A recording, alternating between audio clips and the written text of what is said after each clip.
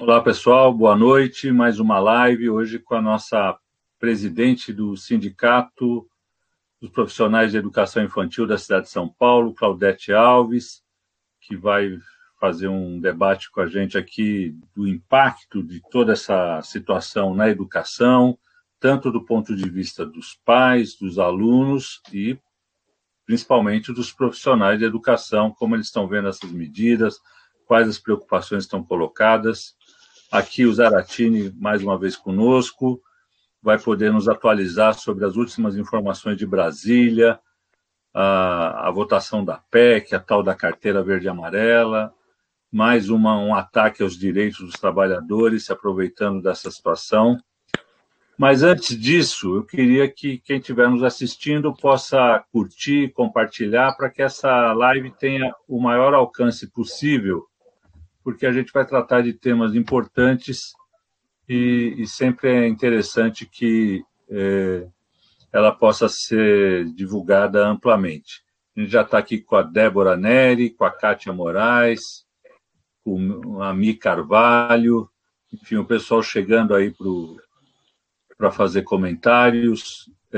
Por favor, podem fazer comentários, perguntas, que a gente vai procurar responder na medida do possível.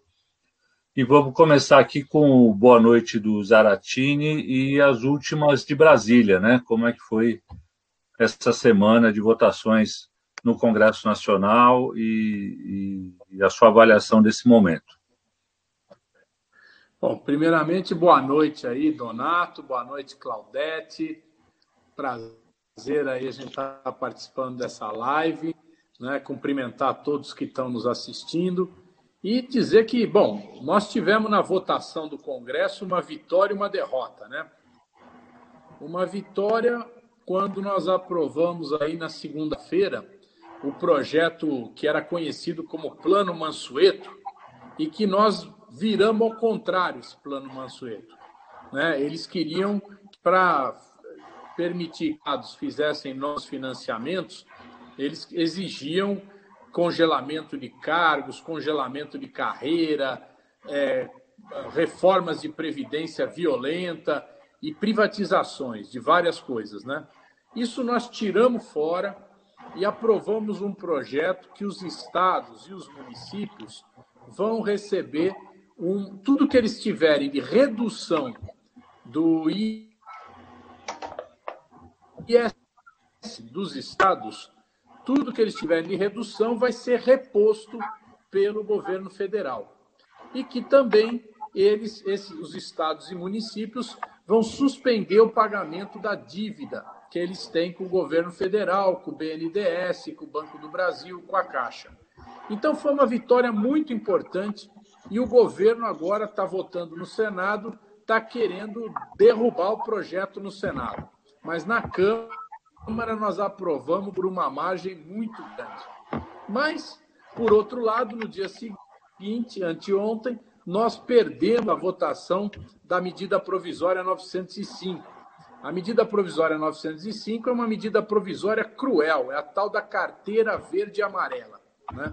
Carteira verde e amarela é uma forma de contratação que vai valer para jovens de 18 a 29 anos e para adultos com mais de 55 anos. E a pessoa que for contratada vai ter menos direitos do que na CLT, né? Vai ter, por exemplo, o 13º e o abono de férias não vão ser pagos mais separadamente, vão ser diluídos no salário. Então, se você dilui no salário, você reduz o valor do salário. Então, é uma malandragem aí dos empresários, do patronato, para exatamente diminuir o salário dos trabalhadores, né?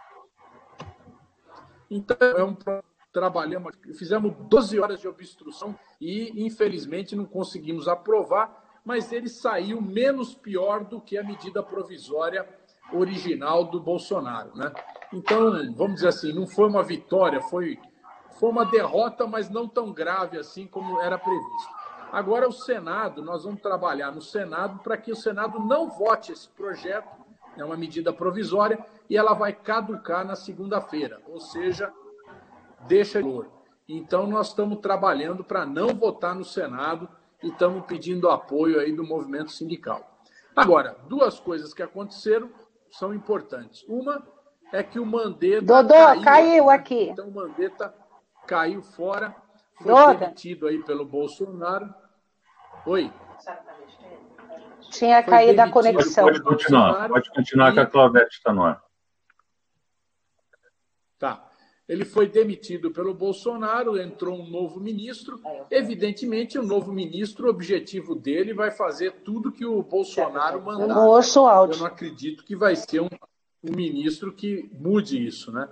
Então, essa é uma novidade que está em todos os jornais. Não estou ouvindo nada. E a outra novidade diz respeito ao problema de que o povo não está conseguindo receber os R$600. Ou é por problema de CPF, ou é uma tal de conta digital. Montaram aí uma conta digital que o camarada não vê a cor do dinheiro. Né? Ele não vê a cor do dinheiro. É um absurdo. Então, tem milhares de pessoas aí na frente da Caixa Econômica Federal e que não conseguem receber os recursos desse abono de emergência, né? Então, a situação é essa, Donato. Está difícil, muito difícil para o povo brasileiro aguentar essa quarentena e um governo incompetente como o do Bolsonaro. Só tem uma solução, é acabar com esse governo de uma vez, né? Obrigado, Zaratini.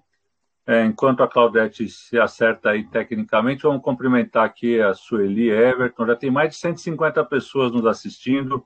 Jaime de Freitas, Nestor, Lucas, Fafá Clemente, Lili Rocha, Zuruca, Kátia Moraes, Anésio, Sheila Mendes, André Castro, Tati Pereira, Zé Luiz Rocha, Manezinho Santos, Angelita, João Batista, Ricardo, Joaquim Filho, Roseli Santos, Reni Bastos, Elisa, Nelson, Zé Luiz Rocha, Hélio Barreto, Tereza Reis, Patrícia, Zeca Hora, Marciano Silva,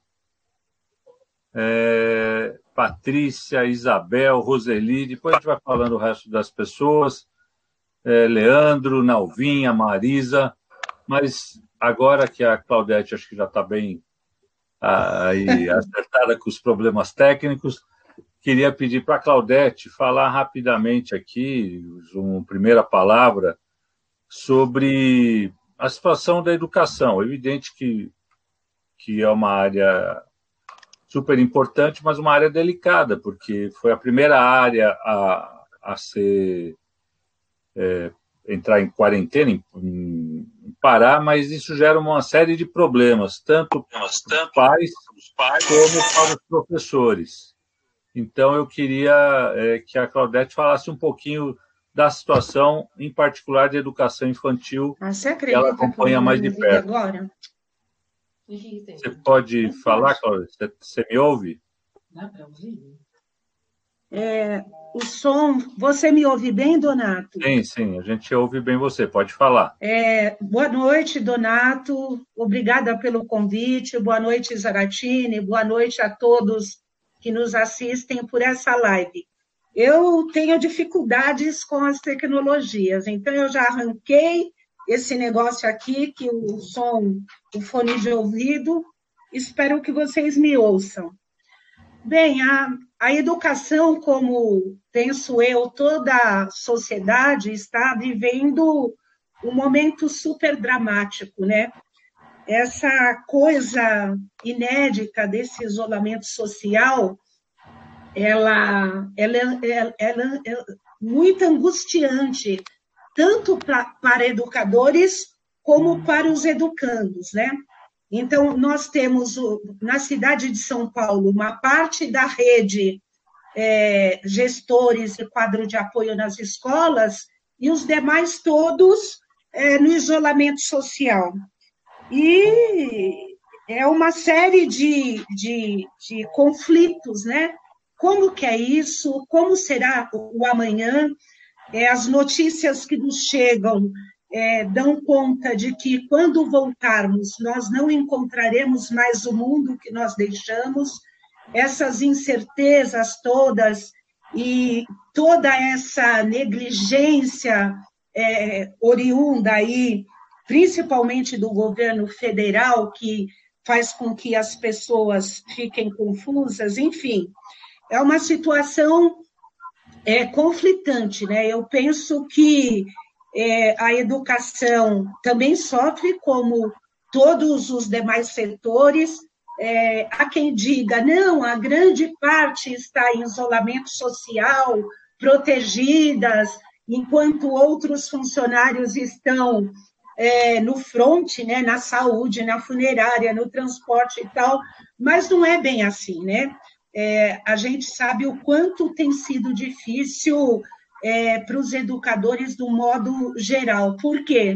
Muitos trabalhadores estão no home office, por exemplo, o pessoal da burocracia e tudo mais. No caso dos educadores, o nosso trabalho é tete a tete, é com toque, é o olho no olho. Então, é um momento muito difícil para todos nós, né? Então, nós estamos bastante preocupados.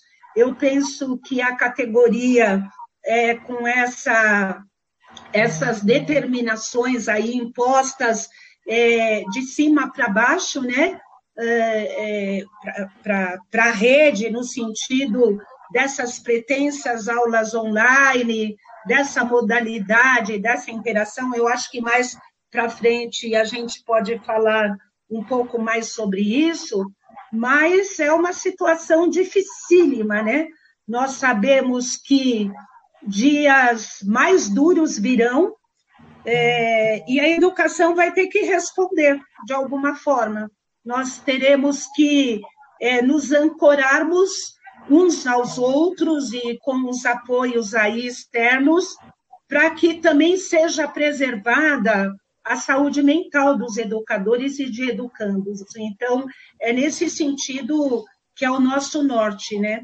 É o nosso norte e a nossa expectativa aí perante a essa pandemia horrorosa.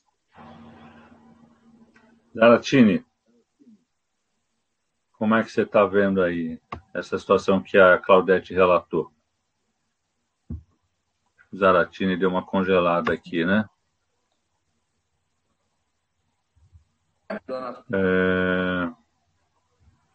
Tinha uma pergunta para o Zaratini aqui, mas... Não. Zaratini? Voltou? Voltou. A rede está ruim, né? O Nelson fez uma pergunta aqui para você. Temos que fazer um material do pacote de maldade do Bolsonaro para nós divulgarmos nas redes sociais.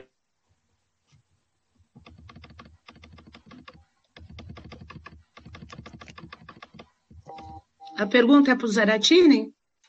Para o Zaratini, mas acho que ele não está conseguindo conexão, né?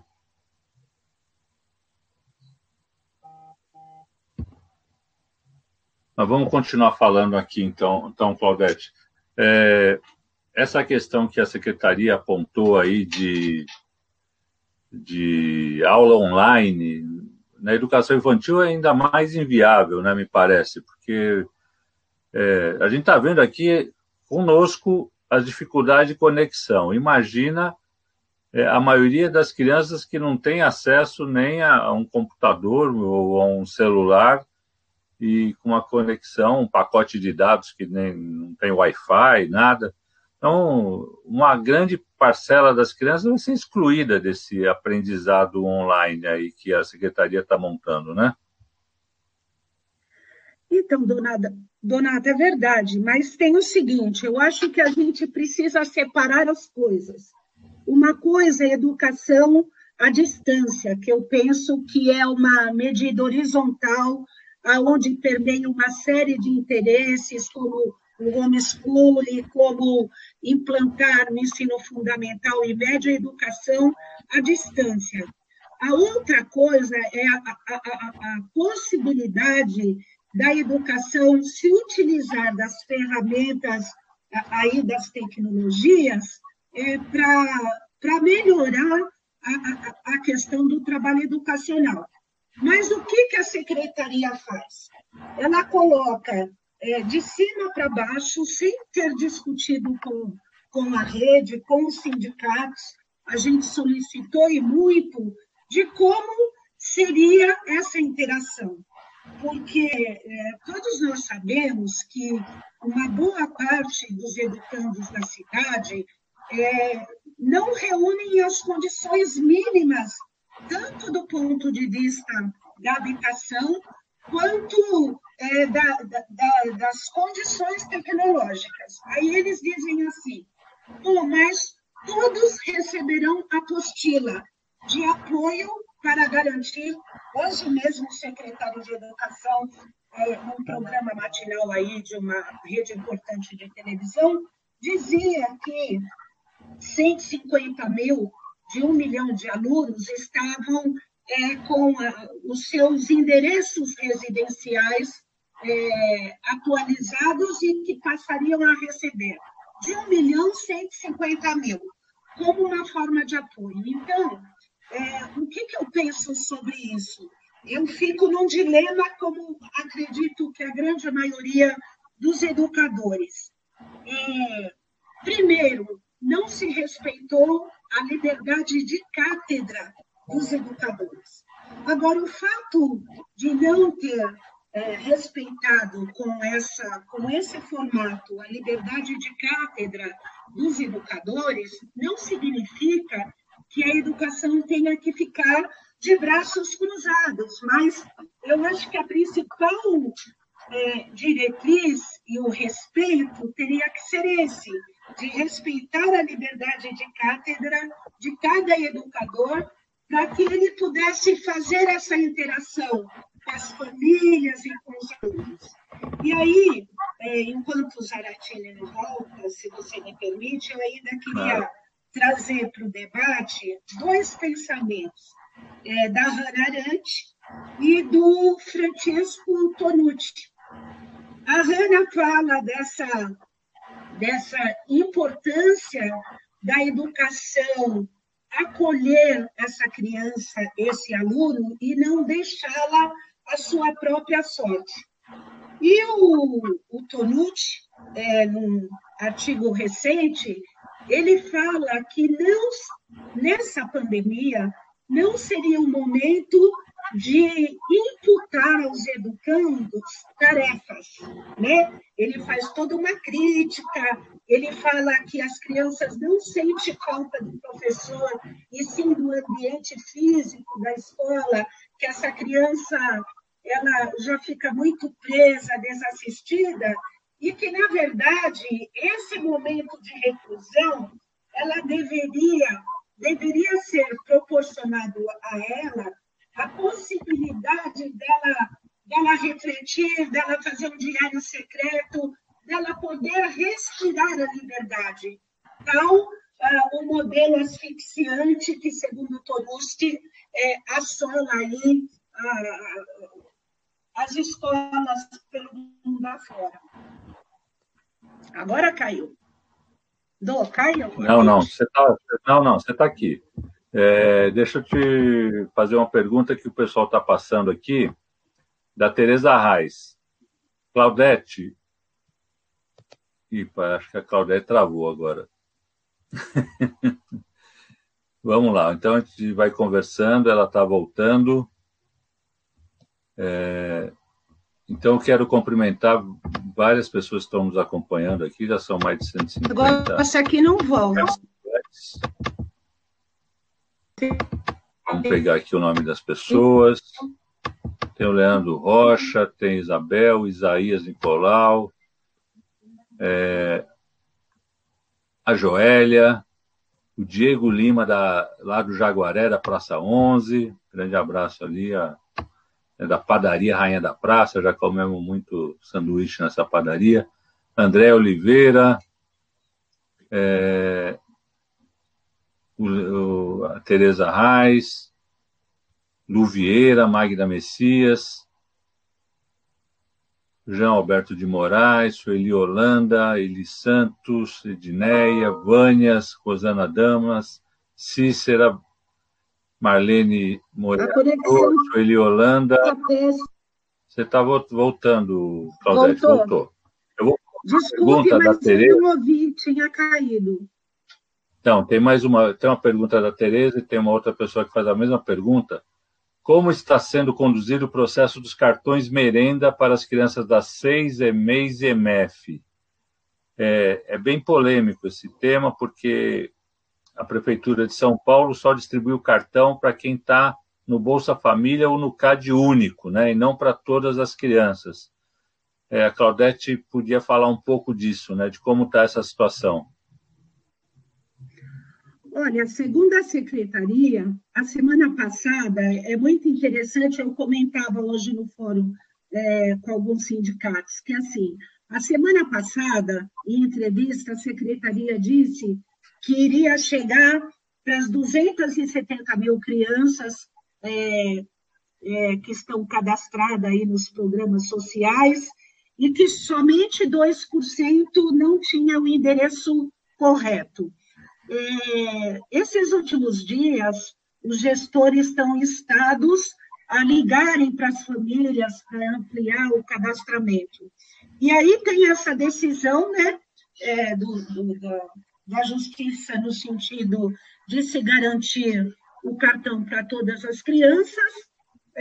Nós temos uma fala da Secretaria que eles vão ampliar o número e nós estamos aguardando. Por exemplo, hoje eu fiquei surpresa da declaração do secretário da Educação, dizendo que eles têm somente 150 mil endereços.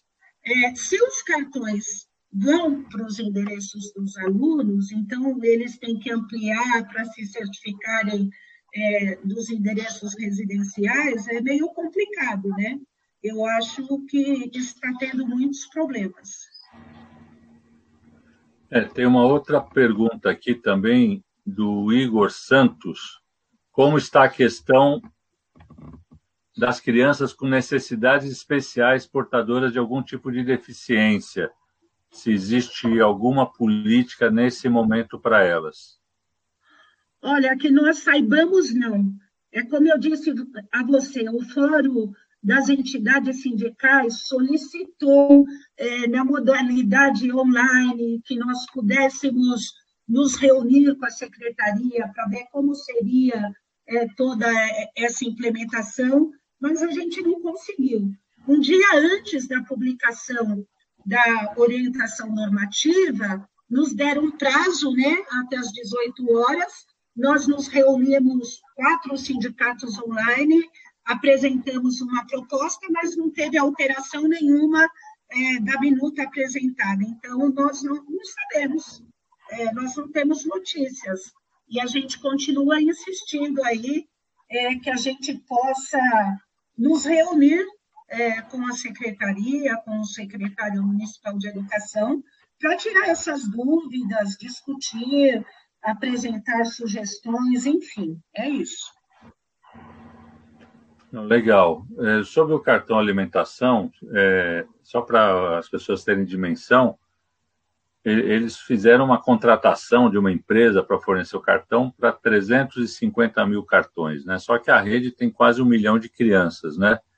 E a criança, quando estava na escola, recebia merenda. Era um direito de todas as crianças, não só aquelas que estão no Bolsa Família ou no CAD único. Então, tem um problema conceitual aí, né? Nesse momento, muitas famílias estão sem renda e não são necessariamente aquelas que estão no Bolsa Família, mas muito provavelmente famílias que até tinham uma condição de renda, mas que abruptamente, por ser autônomo, por ser informal, enfim, ou ficaram desempregados abruptamente e precisam muito desse recurso. A bancada do PT está cobrando isso aqui na Câmara. A gente, junto com outros vereadores, não só do PT, estamos cobrando a Prefeitura para que isso aconteça. Na Comissão de Finanças, nós já, inclusive, pedimos uma reunião com o próprio secretário para a gente poder discutir essa questão. A Joélia pergunta: Oi, Claudete, gostaria que você comentasse sobre a suspensão do pagamento das jornadas dos professores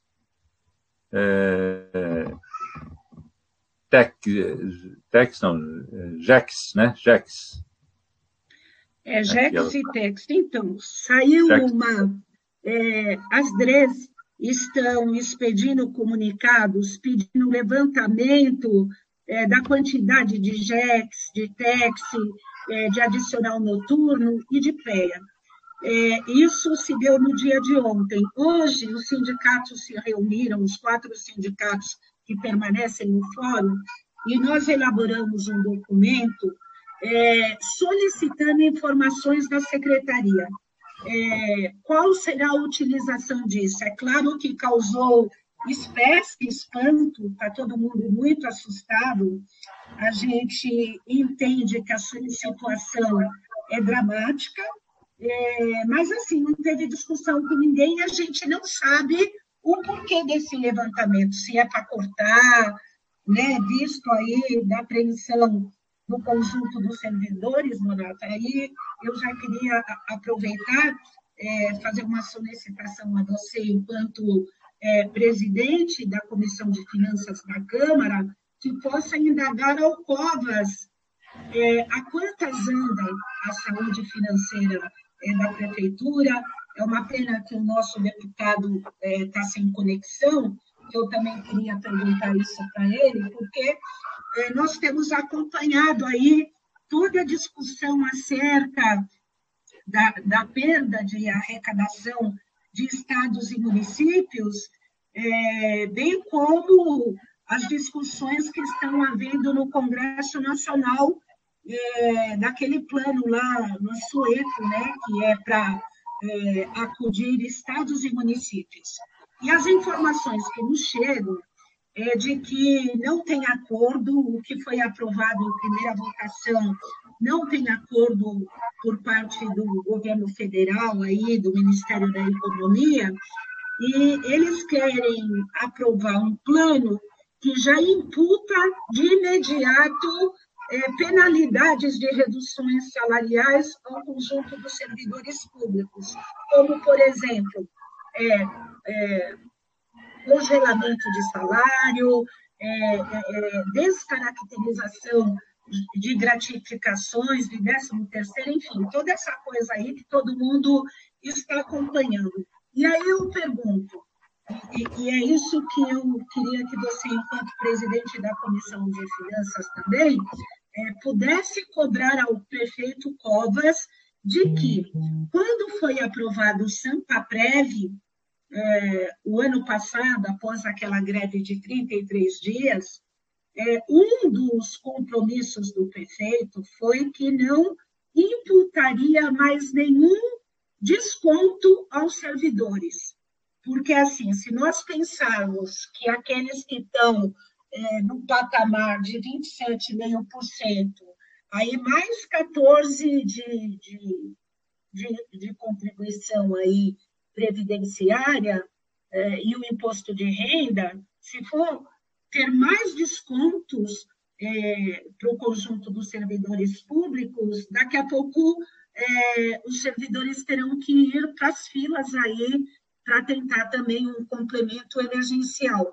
Então, é muita pena o Zaratini estar sem conexão, porque eu acho que muitos estariam querendo saber a quantas andam essa discussão, né?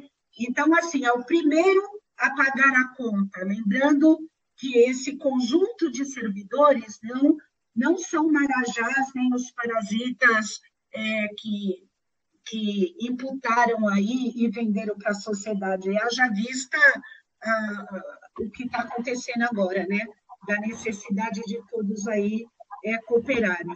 Então, nós encaminhamos esse ofício no dia de hoje, estamos aguardando um recado. Mas, para nós, Donato, seria muito importante a gente obter essas informações. A gente sabe do seu trabalho frente aí a essa questão de acompanhar a execução do orçamento da prefeitura, e a gente sabe que a cidade de São Paulo, diferentemente da grande maioria de outros municípios, tem uma saúde financeira que pode segurar uma onda aí, mesmo com toda a demanda que tem que ser atendida.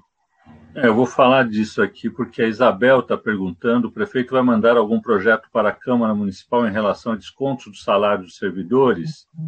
Hoje entrou o orçamento para 2021 na Câmara. Você pode informar se haverá menos dinheiro para educação e saúde? Na verdade, entrou a LDO, né, a Lei de Diretrizes Orçamentárias. Mas, aproveitando essas duas perguntas e o que você colocou, a Comissão de Finanças, que eu sou presidente, já convidou o secretário de Finanças, e a gente quer que ele vá segunda-feira, 11 horas, numa reunião extraordinária, ainda não tivemos resposta se ele irá, para discutir várias questões.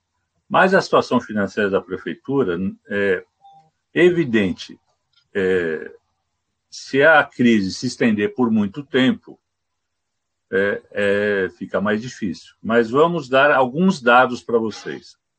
A Prefeitura entrou esse ano com 3 bilhões de reais de superávit do ano passado. Então, além do orçamento desse ano, tem 3 bilhões de superávit que entrou. Eles argumentam que terão uma perda de receita, se tudo ficar parado, mais ou menos como está agora, até junho, de 3.600 bi. E tiveram que dar um aporte de 1 bilhão a mais para a saúde.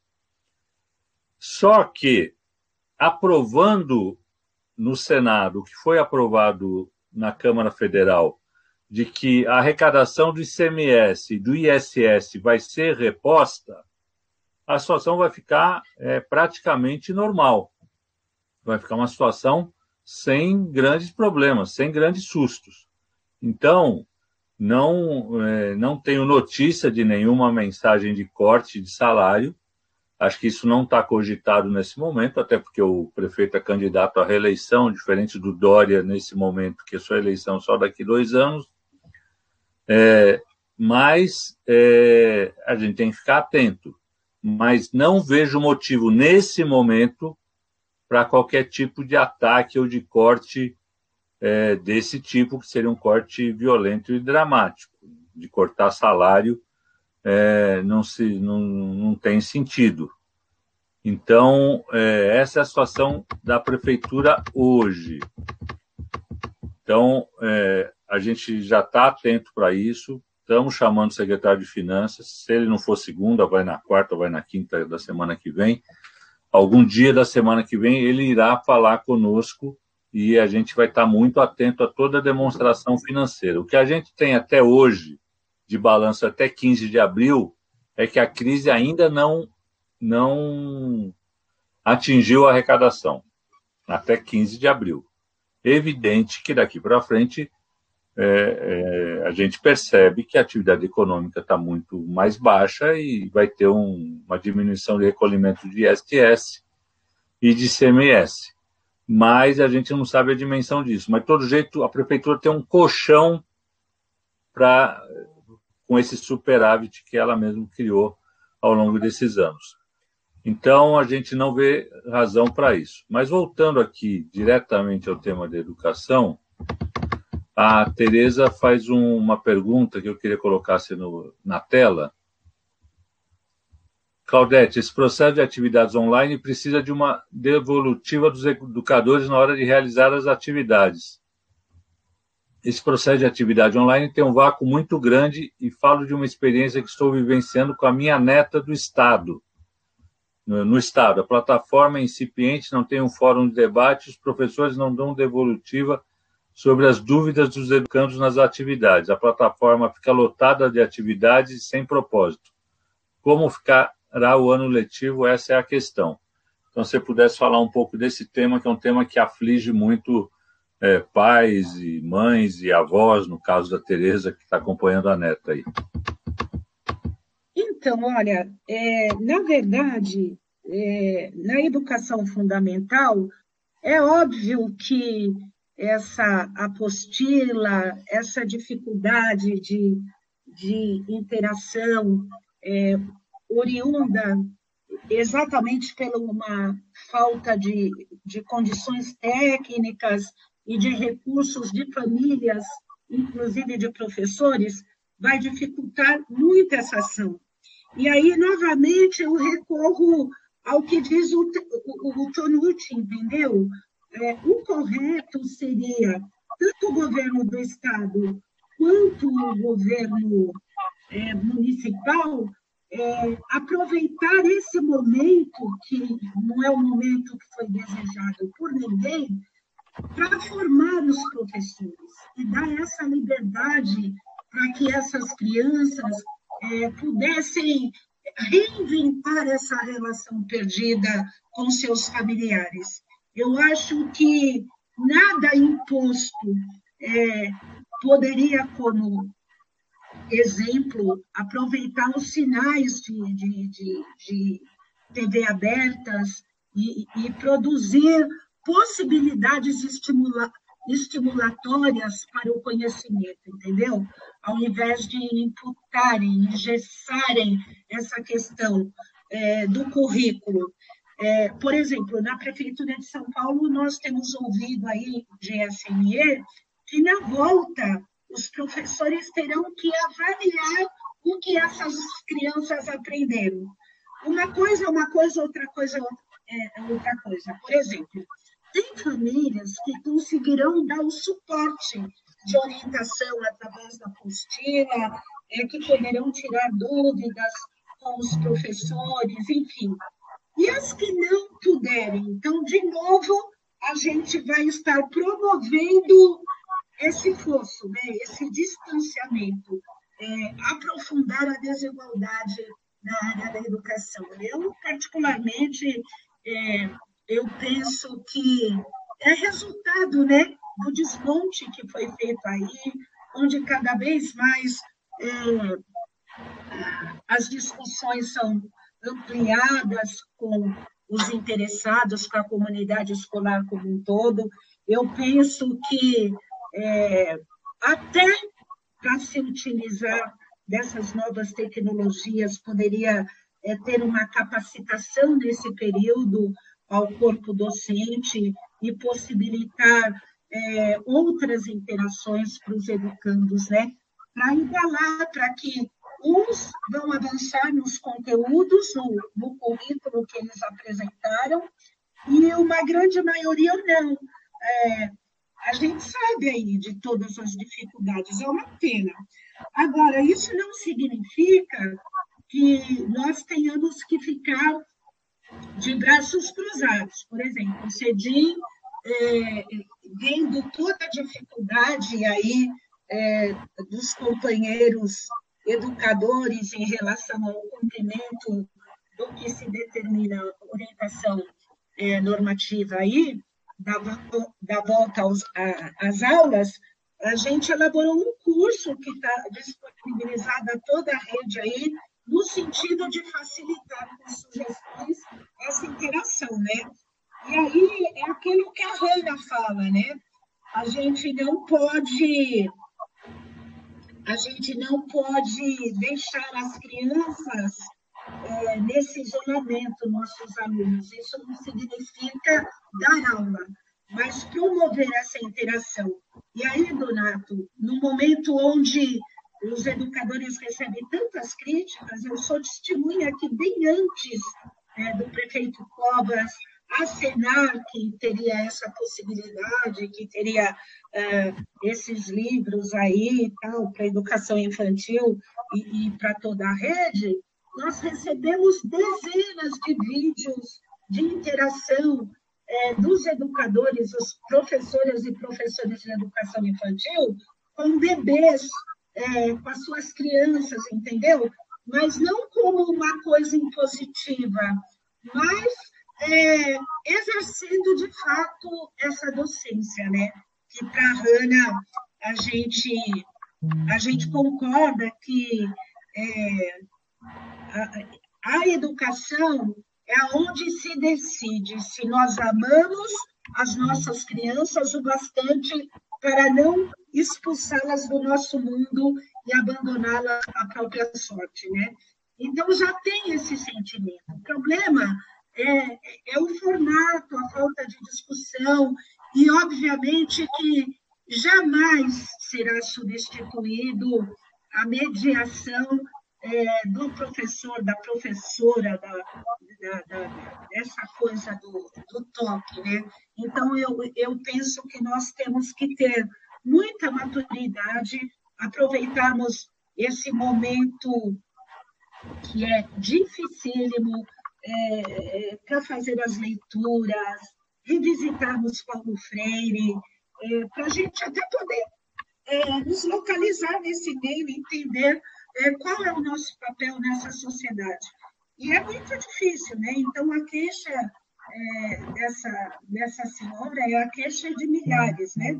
Então, tem pais desesperados, tem pais que acham que tem a obrigação, porque senão o filho vai ser penalizado. Agora, essas medidas do Ministério da Educação e dos governantes para que não se perca o ano letivo, elas não são seguras. O que significa o ano letivo? Não é? Como você vai quantificar numa pandemia, numa situação de um estresse emocional e social absurdo, como você quantifica e avalia o aprendizado, né, do aluno? Como você imputa ao professor que não está presente garantir essa mediação? Então, isso é um debate que vai ser conflituoso, mas será necessário, assim que terminar esse isolamento social, que eu espero que seja breve, né? Que a gente consiga o achatamento dessa curva aí, para tentar voltarmos a um mundo que não será mais o mesmo e dar conta dessas questões. Claudete, só para a gente ir indo para o encerramento, que a gente já tem nossos 40 minutos de live, eu vou colocar algumas perguntas que dizem respeito à atuação do CEDIM, e aí você responde em bloco. Eu vou ler todas, né? A Eliana Pereira, ela pergunta o seguinte: a respeito das perícias médicas para ingresso, alguma previsão? No meu caso, estou desempregada ainda, uma vez que ainda não consegui assumir. No caso, posso pedir esse auxílio emergencial? Ela está esperando a perícia médica para ingresso, imagino que na rede municipal, né? Isso deve, pelo que eu entendi, está suspenso, né? Deixa eu só... Eu vou ler. Oi, fala, Claudete. Não, é que, especialmente nessa questão, que tem uma angústia muito grande, você intermediou, logo no início da quarentena, aquela reunião na Secretaria de Gestão, que estava difícil o diálogo, e você viu que nós apresentamos uma pauta de reivindicação, como, por exemplo, o adiamento da caducidade do concurso para o final do ano, lembra? Que era uma preocupação que você tinha e eu tinha também, e conseguimos o compromisso da secretária em relação a isso, em que pese depois termos ouvido um parlamentar dizendo que ele tinha conseguido, enfim. As perícias médicas, elas foram adiadas porque exatamente todo o pessoal da saúde está envolvido para salvar vidas. Nós temos funcionários adoecendo, então não tem como, todos estão convocados para o fronte aí. A prioridade agora é tentar salvar as vidas das pessoas que adoeceram. Então, tão logo termine essa questão e normalize, vai se retomar da onde se parou, né? Então, como ela está desempregada, com certeza ela pode se credenciar aí para o auxílio de emergência, se ela não se encontra nessa condição aí de pagar imposto de renda e tal, não tem problema nenhum, ela pode se credenciar. Eu vou ler a Patrícia Aparecida. Na minha visão, se o secretário de Educação tivesse aberto um diálogo com a rede e sindicatos, com certeza a educação infantil seria incluída de forma diferenciada desde o início, pois temos o CEDIM, sindicato forte e excelentes profissionais atuantes na área. Claudete, há abertura de diálogo nesse momento com o SME, com a Secretaria de Educação?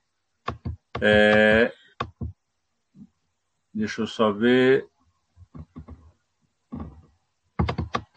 Tem mais uma pergunta aqui.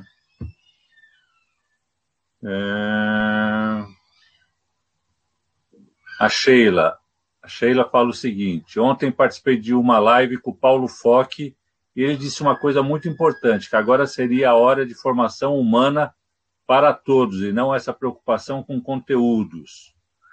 O Celso Firmino pergunta: Claudete, como ficará exatamente as atividades relacionadas à educação infantil propostas pela SME? Então, são perguntas bem sobre a atuação do sindicato, a relação com a secretaria, tá? Entendi. Para a gente concluir, bom, eu não posso ser leviana. As reuniões com os sindicatos não têm ocorrido, mas eu sou pentelha, eu tenho falado com o secretário da Educação. Agora, de tudo isso, eu posso ser contra o formato. Eu não sou contra a interação proposta com as famílias, mesmo porque eu penso que está em jogo a saúde mental dos educadores ficarem confinados e recebendo seus salários, né? Tanto é que a gente já tinha exemplo de dezenas ou talvez centenas que já estava fazendo essa interação. Então, tem uma coisa, Donato, que é importante registrar, e aí eu sei que alguns não entenderão, mas eu avalio ser dessa maneira, que talvez o fato da educação infantil estar inserida nessa instrução normativa é a garantia que nós vamos sobreviver. Porque, assim, ultimamente, todas as ações, hotelzinho, creche noturna, nos preocupava muito acabar com o cargo de P e tal, a priorização do atendimento na rede conveniada, a gente vinha um rolo compressor de asfixiamento do reconhecimento da importância da educação infantil. Então, tem uma coisa que me tranquilizou, a educação infantil, e isso eu até agradeci o Bruno, entrar na orientação administrativa, nessa orientação, né, de como fazer. E aí, não se trata de dar aula para bebê e criança, mas promover a interação com suas famílias. Eu acho que isso tem a sua importância, entendeu? E no formato, na plataforma que está imposta, eu acho que é um desafio aos educadores. Nós vivemos no mundo de hoje, onde aqueles que têm dificuldades como eu, a minha neta me ensina as tecnologias, fazer coisas no celular que eu não sei, também talvez seja um momento de formação, não é? Então, eu não vejo como algo impossível, não é dar aula para bebê. Eu comentei que o CEDIM apresentou uma série de sugestões aí, que está aberta a toda a rede, como apoio para aqueles que queiram executar atividades na educação infantil, mas eu repito, essa interação. Agora, tem uma preocupação que eu aproveito até para pedir o seu apoio aí. Nós temos casos na rede, por exemplo, de pessoas que têm uma preocupação muito grande de exibir a sua imagem nas redes sociais, por conta de problemas e perseguições pelos mais variados assuntos. Como é que fica? Nós encaminhamos uma solicitação para a secretaria. Eu devo estar falando com o Bruno, se ele me atender como no contato telefônico, que é uma preocupação muito grande, e tem a questão também da inibição de se expor, né? Como que é isso? Tem uma plataforma aí, no plataforma Google, aí, dessa questão que a secretaria colocou, mas a gente tem aquelas pessoas que não conseguem, né? Interagir através das redes sociais. E aí, como fica? Eu penso que é um debate que vai permear aí as discussões. Eu espero que a secretaria promova uma reunião online aí com todos os sindicatos para a gente tentar um entendimento acerca de todas essas questões que estão preocupando aí. Agora, uma coisa é fato, não dá para ficar de braços cruzados, nós não somos os parasitas que nos rotularam, certo? A gente só quer ter respeito e queremos ter condições para numa situação como essa, e não se trata, você ouviu na reunião comigo, que a secretária disse que eu queria garantir conforto para os servidores. Não se trata de conforto, porque, assim, o governante tem que ver como um todo, né? Está todo mundo numa situação terrível, e não é porque vocês têm salário, está garantido, não sei o quê, mas ninguém está em casa porque quer. Aliás, nós estamos em casa por uma determinação do governo orientado pela área da saúde para ajudar a não asfixiar o sistema de saúde, né? Então, eu acho que esse momento de tudo, minha mãe costuma dizer que a gente tem que fazer sempre do limão uma saborosa limonada, e eu penso que esse momento aí de isolamento, que propicia às pessoas um tempo maior de reflexão, vai nos fortalecer no sentido de nós podermos fazer um convencimento para a sociedade que o Estado não pode ser mínimo, né? Que o Estado tem que ser máximo, que ele tem que responder aí ao exercício de todas as cidadanias possíveis serem ofertadas. Então, é uma pena que o deputado Zaratini caiu a conexão, porque eu queria que ele falasse um pouco a quantas anda aí a questão do Fundeb e dessa negociação aí para socorrer estados e municípios, mas você falou, eu acho que é isso, a educação não se furtará, eu acho que esse momento é um momento de aprendizado para as famílias e para o conjunto dos educadores. Eu quero aproveitar aqui para registrar a minha solidariedade aos gestores que estão nas escolas, ao quadro de apoio, e vamos torcer e esperar. Há pouco teve a troca de ministro, não que esse ministro não tenha também responsabilidade pelo caos que está aí, a gente não pode esquecer que ele foi o que orquestrou a volta dos médicos cubanos, né, naquela situação de desrespeito, e defendia a privatização do SUS, mas estava fazendo um trabalho técnico. A gente espera que essa mudança não traga reorientações que nos façam sair do isolamento social e estoure aí a curva e o sistema de saúde não dê conta. E eu espero, sinceramente, que nós possamos ter saúde emocional e darmos a nossa contribuição nesse processo aí. A educação infantil está numa campanha solidária de arrecadação para compra de cestas básicas a serem distribuídas aí para a comunidade. Estamos fazendo a nossa parte na medida do possível e que respeitem a nossa liberdade de cátedra. Nós estaremos aí interagindo com os meios que nos são possíveis, com as famílias, nessa travessia. É isso. Legal, Claudete. Então, vamos para encerrar a nossa live de hoje, agradecendo também a Lourdes Bispo, a Rejane Patrícia, a Patiminha, a Alba Hernandes, a Patrícia Cardoso, a Antônia Lene Santiago, Rejane Patrícia. Infelizmente não deu para responder todas as questões, são muitas.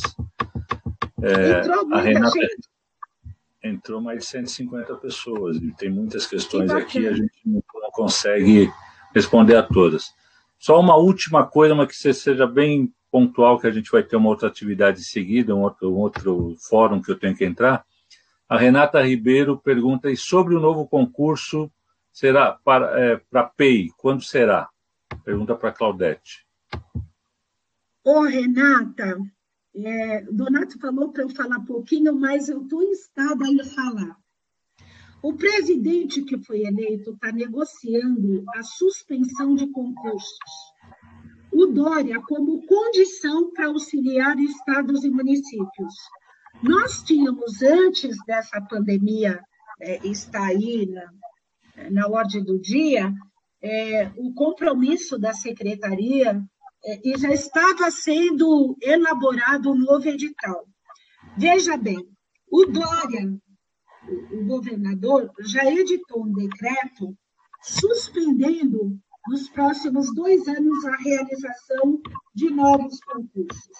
Se nós pensarmos que o Covas e o Dória compõem a chapa aí, né? Ele era vice, o outro era prefeito, e a gente percebe que as ações estão muito articuladas, eu temo pela realização de um novo concurso, não é?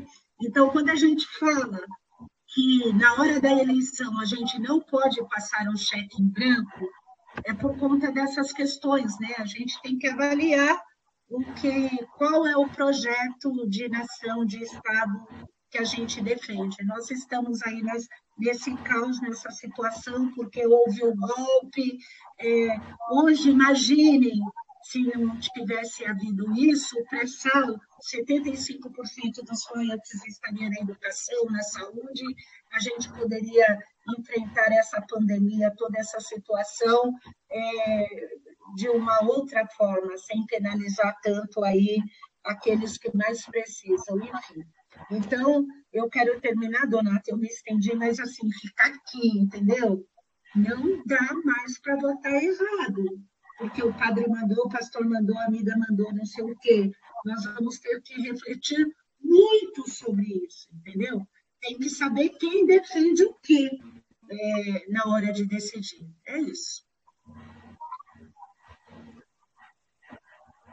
Deu agora um problema na conexão da Claudete, bem no finzinho. Voltou? Não, mas voltou. Voltei. Voltou. Bom, só para cumprimentar aqui o Adson Ângelo, o Sidmar de Oliveira, deixa eu ver quem mais, aqui a Aline Pimentel, o Nando Lula, muito obrigado pela presença, Robson Franco, a Keila Lima, Marcia Borges, Patrícia. Ixi, eu estou com saudade de todo mundo. Muito obrigado pela participação de todos vocês.